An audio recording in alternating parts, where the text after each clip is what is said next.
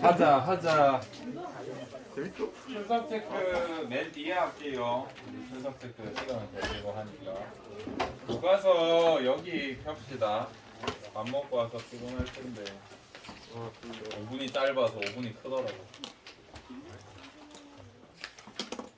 그 짧은 5분이 크다. 5교시만 맨날 짧아가지고. 우리 여기 공부할 때 한번 전체적으로 읽고 그 다음에 강조한 부분 읽고 이거를 여러분이 원하는 여러분의 말로 바꾸고 그 다음에 예시를 좀 봐야 된다 그랬잖아요.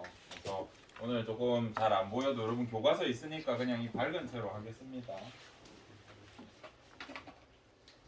아이고.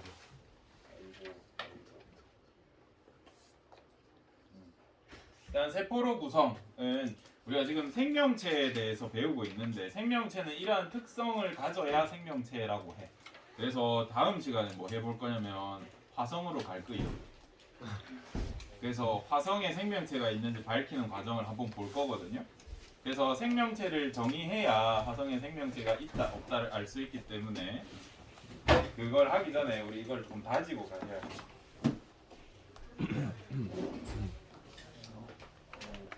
마음대로 컨트롤이 안 되네. 여기에서 이제 교과서에 있는 예시들을 조금 보셔야 되는데 단어들을 조금 봅시다. 여기 보면 단세포 생물, 다세포 생물이라고 있죠. 단세포 생물은 세포 하나로 구성된 생명체야. 예를 들면 아메바 같은 거. 얘네도 다 세포의 구조를 갖고 있어서 세포 생물이라고 합니다. 사람은 어디에 들어갈까? 단세포랑 다세포 중에. 세포 여러 개가 모여서 됐기 때문에 다세포 생물이라 해주면 됩니다. 여기는 어려울 거 없을 것 같고. 물질 대사에서도 대표적으로 물질 대사에 동화와 이화가 있고 동화 대표적인 거 광합성, 이화 대표적인 거 세포 호흡 이렇게 생각해 주십시오. 여기 거는 별거가 없으나 여기가 문제입니다. 자극에 대한 반응과 항상성 여기도 잘 보셔야 하는데 여기에서 이제 예시를 좀 잘 봐야 돼요. 반응과 항상성. 일단 여기 예시 한번 보자. 공부하실 때 자극과 반응 그리고 항상성 그 다음에 적응과 진화 이것들은 방금 쌤이 말씀드린 네 가지는요 사실상 조금 구분하기 어려워. 그 이유를 하나씩 한번 보자. 일단 식물이 빛 자극을 주면 그쪽을 향해서 자라. 이런 성질을 주광성이라고 하거든요. 저거만 놓으세요. 주광성이라고 그래. 대표적인 예시로 여러분이 해바라기 생각하면 조금 좋을 것 같은데. 해바라기 아침에 고개 어떻게 하고 있게? 이러고 있다가 동쪽에 해 뜨면 싹 고개 들어서 이렇게 싹 따라간단 말이죠. 그 다음에 내가 이러고 있는데 여기에 내가 빛을 줬어. 그럼 머리를 싹 이렇게 틀어. 이렇게 빛을 향해 가는 거를 주광성이라고 하는데 여기 나와 있는 예시는 빛 자극에 반응해서 이쪽으로 자란다라고 했잖아. 그래서 예를 들어서 바위가 이렇게 생겼다 치자.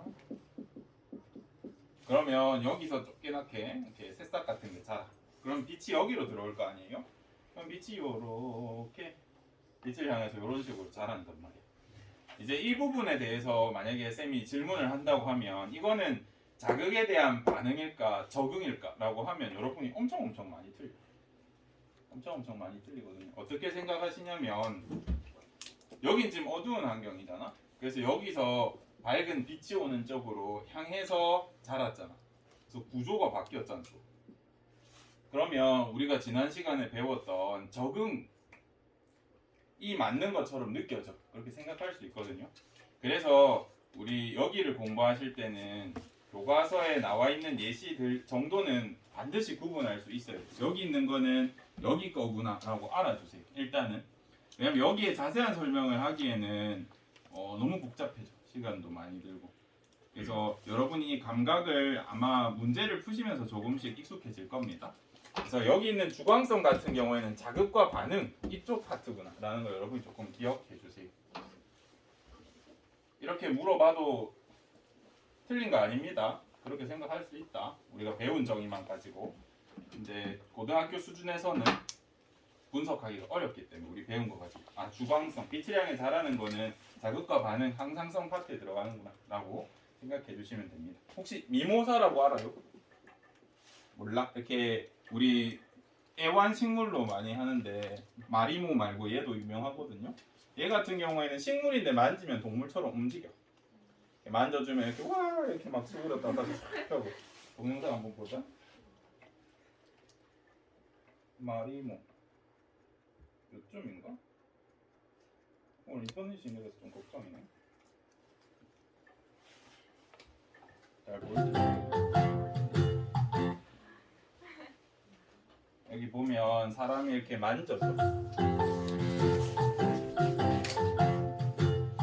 만졌어?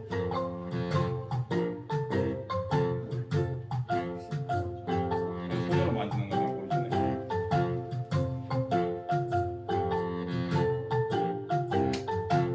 이런 친구야.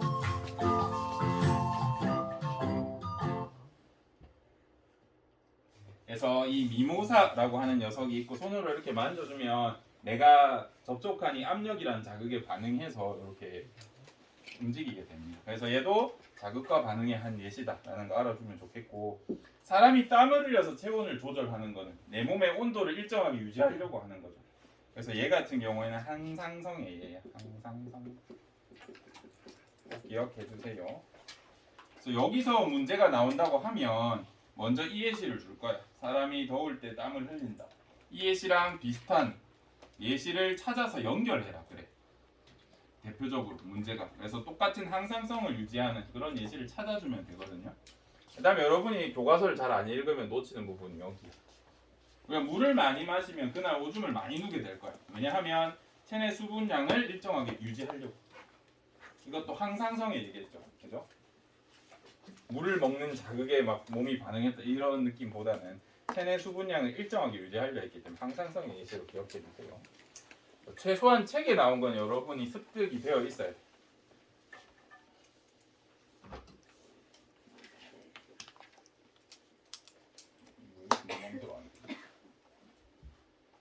그 다음 발생과 생장도 여기 예시가 잘 나와 있어. 그래서 발생과 생장에서 핵심은 수정란이 세포 분열에서 하나의 개체가 되는 모든 과정을 발생이라고 그래. 그래서 세포가 핵심이야. 또 생장도 세포 수를 늘려감으로써 몸집과 무게가 증가한다 그랬단 말이야. 그래서 이 발생과 생장은 애초에 세포여야 가능한 것들이야. 그래서 이거를 지난 시간에 수업하면서 간단히 얘기했을 때 수정란이라는 걸 얘기했는데 수정란을 모르는 친구가 있어가지고 수정란에 대해서 안내드리겠습니다. 수정이라는 거는 정자랑 난자가 이렇게 만나는 걸 수정이라 그래요. 그래서 하나가 되었을 때 이걸 수정란이라고 합니다. 이제 여기서 조금 추가적으로 드릴 얘기는 우리 이거는 생명체로 칠까 안 칠까? 아니 생명체가 아니라 하나의 사람으로 칠까 안 칠까? 정자는 아니죠. 그러면 혹시 뭐 남학생들이 혹시 사정했다 그러면 2억 명이 죽은 거잖아. 살인한 거잖아. 그지? 그런 대참사는 있으면 안 되겠죠. 난자도 이거를 하나의 생명체로 칠까 안 칠까? 생명체로는 치지만 사람으로 안 쳐. 쌤 말 잘못했네. 하나의 사람으로 안 쳐. 그러면 여러분 뭐 여학생들이 한 달에 한 번 생리를 한다 그러면 월경을 한다 그러면 사람이 한 명씩 죽어 나가는 거니까 그것도 문제가 되겠죠. 근데 정자와 난자가 만나서 수정란이 되면 우리 이거를 생명 한 목숨으로 쳐요. 그래서 우리 과학 쪽에서 문제가 많거든요. 이거 같은 경우에는 임신이 돼서 시간이 지나면 어떻게 돼? 결국 나중에 머리 하나, 팔 두 개, 다리 두 개 이렇게 사람이 된단 말이에요. 될 예정인 친구잖아요. 그죠? 그래서 요거부터는 우리가 연구를 할 수가 없게 되어 있어. 깜짝이야. 여기부터 우리가 생명으로 치기 때문에 그래서 윤리적인 측면 때문에 얘는 실험할 수 없어. 그래서 주로 실험을 하게 되면 얘들을 많이 볼 거야. 이론상 얘는 지금 뭐가 될 수 있어? 하나의 사람이 될 수 있잖아. 그래서 우리가 팔이 잘렸을 때 얘를 키우면 내 팔 갈아 끼울 수 있어. 팔로 만들 수 있습니다. 기술적으로. 근데 얘는 하나의 생명체니까 한 사람 죽여서 한 거랑 같은 윤리적 문제에 충돌하거든요. 그래서 얘 같은 경우에 실험에 잘 쓰지를 못해요. 그래서 난자를 가지고 우리가 이렇게 만들 수 있게 된다라고 하면 이게 이제 아주 돈이 되겠죠. 옛날에 황우석 박사님이 하시는 게 이거예요. 성공했는데 뺏겼어. 동물 가지고는 되는데 사람 가지고는 못했거든요. 그것도 이제 연구윤리 때문에 못했는데 어쨌든 뭐 이것저것 해서 결국에는 미국한테 줬습니다.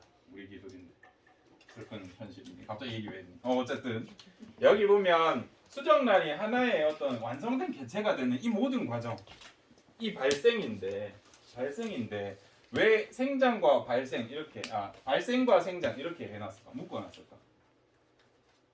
얘네가 엄밀히 따지면 구분하기 어려워지는 시기가 있어. 봐봐. 수정란이 개구리가 되어가는 건 발생 맞다. 근데 이 과정 어떻게 설명할 거야? 쫓겨난 올챙이가 커다란 올챙이가 되는 과정이 있을 거 아니야. 그지? 이거는 발생이라 해야 돼, 생장이라고 해야 돼. 발생 안에 들어가지만 뭔가 생장의 느낌이 강하지 않아? 세포수가 증가하면서 몸집이 커졌으니까. 그지? 발생의 한 과정이 좀. 또 개구리, 쫓겨난 개구리가 커다란 개구리가 될 거예요. 이것도 똑같이 개구리라는 개체지만 얘가 성장하는 것 같이 보이잖아. 하지만 발생의 한 과정이잖아. 그래서 얘네를 꽉 이렇게 구분해서 설명은 잘 못할 것 같아요. 그래서 만약에 여러분들에게 시험 문제가 나왔는데 내가 서술형으로 적으라 그랬어. 그러면 답이 뭐예요 하면 발생과 생장 이렇게 적어버려. 발생, 생장 이렇게 나누지 말고 발생과 생장으로 적어주세요. 헷갈린다 그러면 틀렸다고 안 할 테니까. 근데 이 과정을 특히나 강조해서 쌤이 막 정의까지 이렇게 적어줬어. 올챙이의 세포수가 증가하고 뭔가 무게가 늘어났다. 이 과정만 딱 봐라. 라고 하면 생장으로 답할 수도 있어야 합니다. 알겠죠? 안 되겠지만. 그래서 여기는 좀 감각을 익히셔야 돼요. 나중에 문제도 조금 풀어보시면서. 원래는 우리가 생명체의 특성을 10가지로 배워. 근데 우리가 몇 개씩 묶어서 6 종류인 것처럼 배우잖아요. 이렇게 구분하기 어려운 것끼리 묶어 놓은 것 같아요.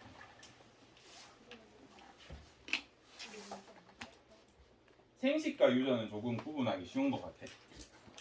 생식은 자손을 만드는 거고, 유전은 어버이의 정보가 이제 후손에게 전달되는 그것들이거든요. 이거는 별로 어렵지 않을 것 같아. 이것도 모르겠으면 생식과 유전이라고 적어주세요. 혹시나 시험 문제 나온다고 하면. 문제는 아래쪽 친구인데. 적응은 환경과 상호작용해서 구조와 기능, 생활 습성 등이 변하는 이런 상황을 말하고, 그 다음에 적응과 진화를 굳이 구분하라고 누가 물어보신다면 여기에 좀 초점을 맞추라고 했었죠. 유전자가 변화되었냐 안 되었냐, 그죠?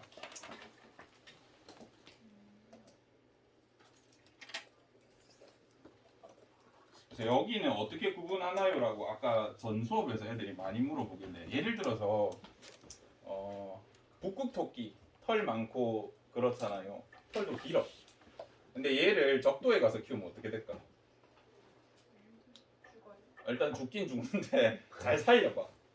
그러면 어떤 변화가 일어날까? 여기 따뜻한 적도에 적응해서 털이 좀 짧아지지 않겠나? 그지? 이런 건 유전자에 새겨진 게 아니라 원래 가진 거에서 적응을 한 거잖아. 그렇게 생각할 수 있죠. 근데 이 흰색 북극토끼가 갈색으로 변할까? 그러진 않아. 얘는 흰색이라는 것으로 지금 유전자가 변화돼서 진화가 된 상태이기 때문에 갈색으로 막 변하고 이러진 않아요. 이런 것처럼 만약에 이 둘을 구분하라고 한다면 유전자의 변화가 있었나 없었나, 요게 조금 핵심 쟁점이 될 것 같습니다. 모르겠으면 적응과 진화라고 해버려. 그 다음 갈라파고스 딴 거 보자. 갈라파고스 우리 다윈 아저씨가 가서 여러 동물을 관찰을 했는데 핀치새 말고도 이런 것도 있었어. 땅거북이고 얘는 바닷물에 집어넣으면 죽어. 그래서 얘는 민물에 살아야 돼. 강물 같은 싼 물에 살면 안 되고. 얘네도 적응과 진화의 예시야. 조금 나누기가 어려워. 이 갈라파고스에는요, 낮은 크기의 나무에서 열매가 잘 안 나. 얘가 먹을 수 있는. 그래서 조금 높은 사람 키 정도 되는 데서 많이 나기 때문에 거북이의 목이 어때? 엄청 길어. 짧은 애들보다 긴 애들이 더 생존에 유리했겠지. 밥 먹기 좋으니까. 그래서 그 친구들만 남아서 이렇게 적응하고 진화한 형태입니다. 요것도 가랑잎벌레도 나뭇잎 같이 생겼잖아, 되게. 그지? 만약에 가랑잎벌레가 나뭇잎이 아닌 친구도 원래 있었을 거야, 분명히. 나뭇잎 모양이 아니고. 요런 친구가 있었다 치자. 곤충이니까 발려볼게 하고. 요런 친구와 나뭇잎 모양으로 생긴 친구가 있었다면 포식자 눈에 누가 더 잘 띄겠어? 아무 모양도 없는 얘가 잘 띄어서 많이 먹혔겠지.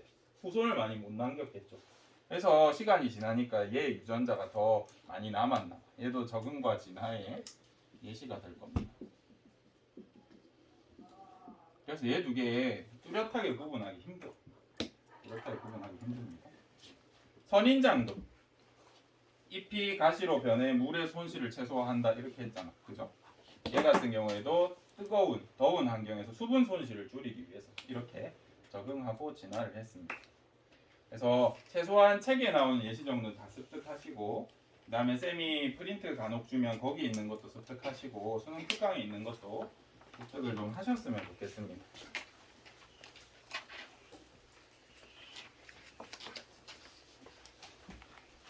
이렇게 잘 배워가지고 이제 선생님 제자들이 수능을 치러 갔는데 이 파트에서 다 틀린 문제가 있어가지고 같이 보자. 다 틀려버렸어.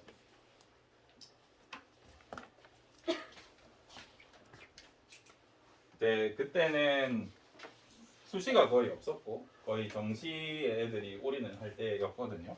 근데 9월 모의고사에서 이게 나와가지고 논란이 좀 됐었어. 정답이냐 아니냐 가지고. 왜냐하면 이걸로 1등급이 갈리니까.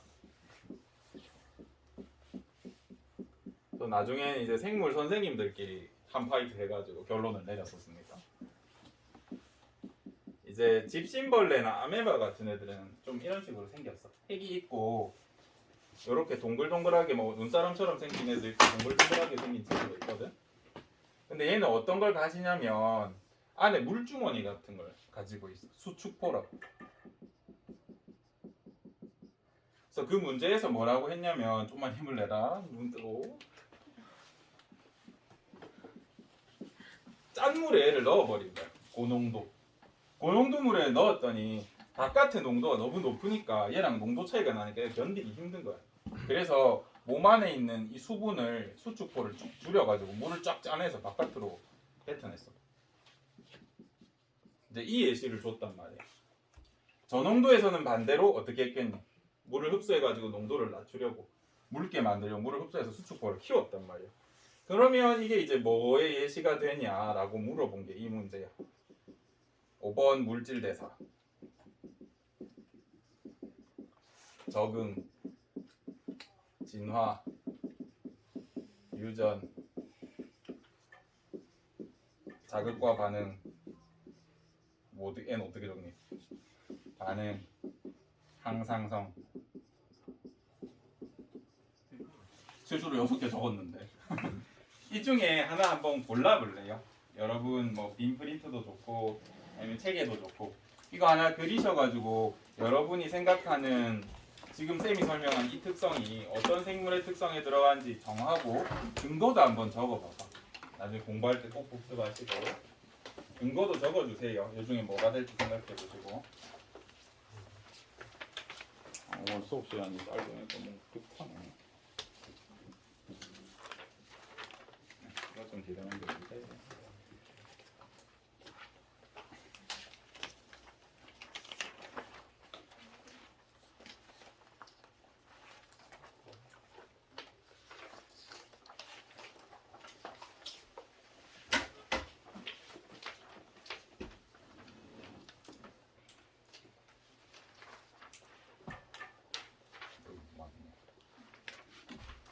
이거 좀 넘겨줄래?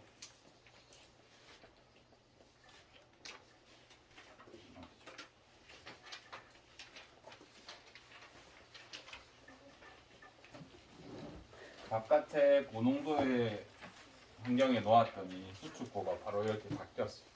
이게 어느 예시에 들어갈까? 여러분 생각을 적어보세요. 고3들도 다 틀렸으니까 여러분도 틀릴 수밖에 없어.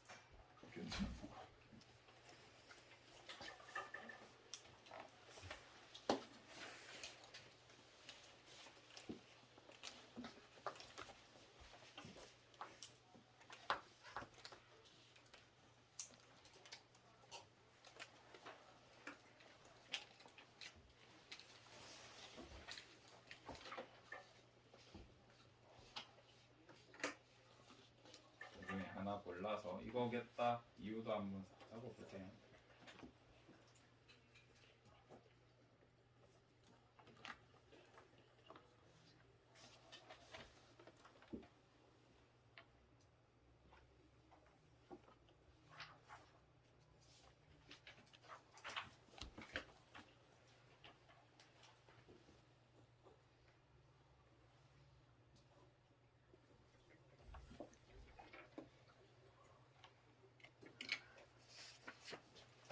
다들 느낌적인 느낌으로 적어가는 거네. 이거 손 한번 들어보자. 혹시 나는 자국과 반응이라고 생각한다. 오케이. 나는 물질 대사라고 생각한다. 오케이. 나는 항상성이라고 생각한다. 나는 유전이라 생각한다. 나는 진화라고 생각한다. 적응이라고 생각한다. 오케이 오케이. 일단 얘네는 거의 없네. 일단 그때 아마 보기로 있었던 것들이 이런 것들이었을 거야. 자극에 대한 반응, 항상성, 적응, 물질 대사 이것들을 학생들이 많이 선택했고 생각하기 나름이다. 봐라이.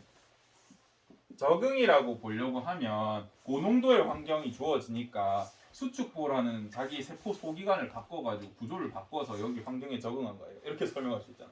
그지? 이게 답이라고 주장했던 친구들은 이거고, 자극과 반응이라고 설명한 친구들은 고농도 자극이 주어지니까 수축보가 작아지는 반응이 일어났다. 이렇게 설명했고, 물질 대사라고 설명한 친구들은 내가 어떤 자극이 바깥의 환경에 변하니까 내 몸에 물을 바깥으로 버릴 때 에너지가 들지 않느냐, 또는 흡수할 때 에너지를 들여서 어떤 대사가 일어난다라고 생각했어. 물이 흡수하고 방출되는 이 과정에서. 또 항상성이라고 한 친구들은 고농도의 환경에서 내 몸의 체내 수분량을 조절해서 농도를 일정하게 유지하려고 이렇게 했다라고 주장했어. 일단 생물 선생님들이 싸워가지고 낸 결론은 이거였어. 답은 일단 이거였다. 마지막에. 근데 이렇게 설명할 수도 있고 이렇게 설명할 수도 있지 않니? 다 이제 들어보면 그럴 듯하단 말이야. 그래서 이 상황에서는 고농도의 환경에서 물을 왜 내보냈을까? 농도를 맞춰주려고. 그죠? 내 몸의 상태를 유지하려고, 파괴되지 않도록 이렇게 생각할 수 있었습니다. 근데 이거 진짜 아다르고 오달라. 바깥이 고농도니까 내 몸도 고농도로 바꿔야지 적응하려고. 그렇게 설명할 수도 있거든요.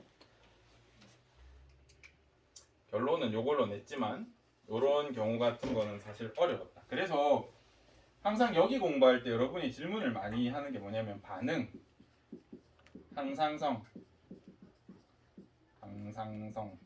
적응, 진화를 잘 구분 못해. 왜냐하면 얘네는 다 비슷한데 얘는 조금 차이가 있어. 아까 유전자라고 하는 어떤 차이를 쌤이 알려줬고, 얘네는 사실 시간 차이 같지 않니? 아까 그 식물이 자라는 것도 빛을 줬을 때 해바라기는 바로 움직이니까 뭔가 반응 같은데, 빛 환경을 찾아서 이렇게 이렇게 자라면 뭔가 적응 같지 않다. 그치? 시간이 좀 오래 걸리니까 적응 같지 않았어. 반응도. 그치? 그런 것처럼 얘네는 시간 가지고 구분을 해. 그래서 선생님들이 여러분 보고 뭐라고 하냐면 조금 예시를 많이 조금 접해봤으면 좋겠어요. 문제를 풀면서 애매한 부분들이 있거든요. 왜냐하면 이거를 확실히 구분할 수 있는 방법들이 있어. 근데 그거를 설명하기에는 너무 어려워. 생물학적으로 분석을 많이 해야 됩니다. 굳이 그렇게까지 열심히 할 필요는 없는 파트거든요. 그래서 요거 같은 경우는 혹시 쌤이 진짜 낸다 하면 요걸로 체크해 주세요. 요거는 수업을 안 들어서 틀린 거니까. 혹시나 틀리면 알겠죠? 답을 알려줬다. 그럼 우리가 이렇게 잘 배우고 나서 우리가 1단원에 대한 내용을 대략적으로 배웠거든요. 이거를 확인해 보시라고 제가 드린 거고, 그거 하기 전에 우리가 오늘 꼭 해야 될 게 있어요.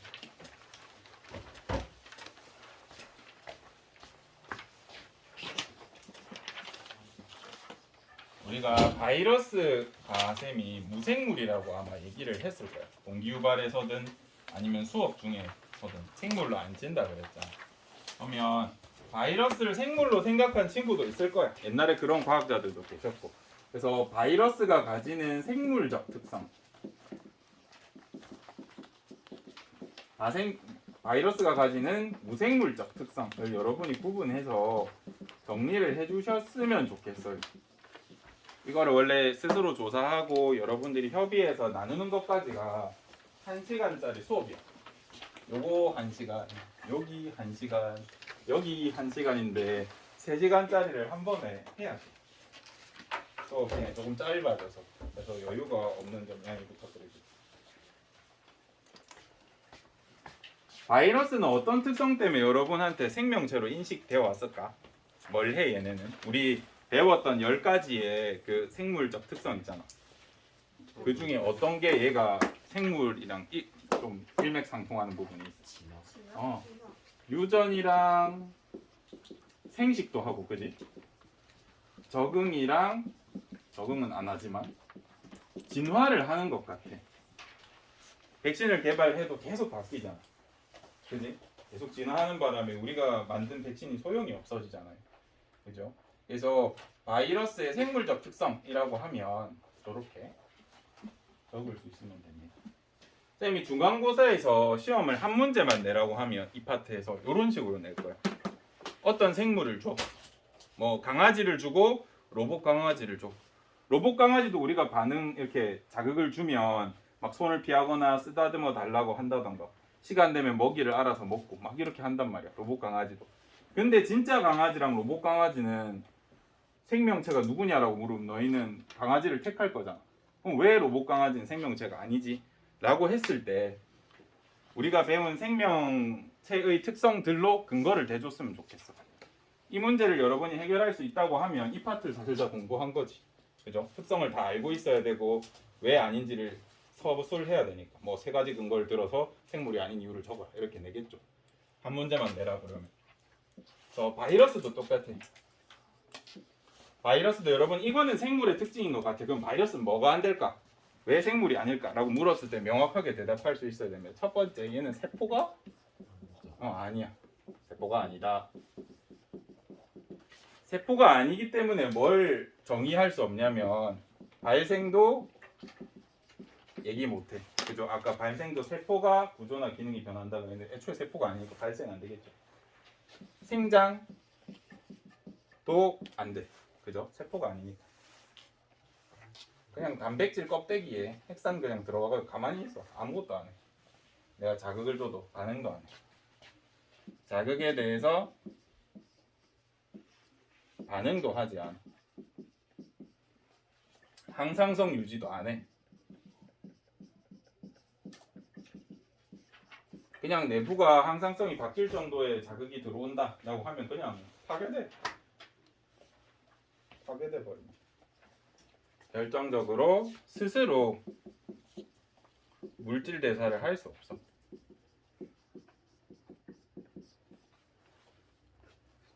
스스로 물질 대사를 할 수 없습니다. 우리가 생명체로 치려고 하면 세포의 특징은 뭔가 합성도 하고 분해도 하고 유전 물질도 가져야 우리가 세포라고 쳐줬단 말이야. 그지? 얘는 그 중에 아무것도 할 수 없어. 핵산만 있어. 유전 물질만 있기 때문에 스스로 물질 대사가 안 돼. 그리고 조금 특이한 점인데 얘는 다른 녀석의 도구를 빌려서 복제가 일어나잖아. 그래서 과학자들이 실험할 때 얘한테 죽은 세포 거 있잖아. 도구만 딱딱딱 떼가지고 방금 살아있다가 죽은 거 1초 전에 죽은 거 바로 거기에다 바이러스 집어넣어주면 얘가 활동을 안 해. 또 까다로운 놈이야. 그래서 죽은 세포에는 기생을 안 해. 살아있는 세포에만 기생을 해.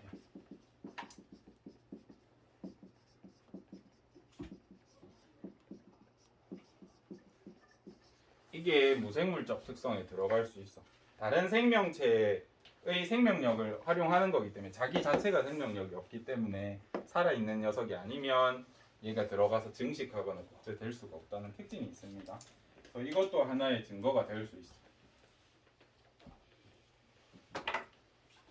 그래서 우리가 시간도 짧은데 너무 많은 걸 했다. 그죠?